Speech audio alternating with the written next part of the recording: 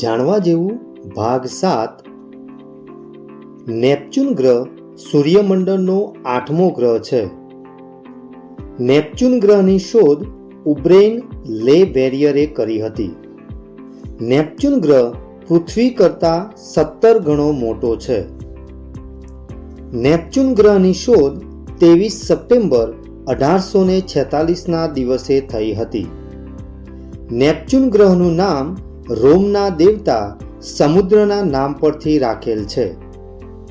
Neptune ગ્રહ વાયુઓ અને પ્રવાહીથી ભરેલો છે. નેપચ્યુન ગ્રહ સૂર્યથી 30.1 અવકાશીય એકમ અંતરે આવેલો છે.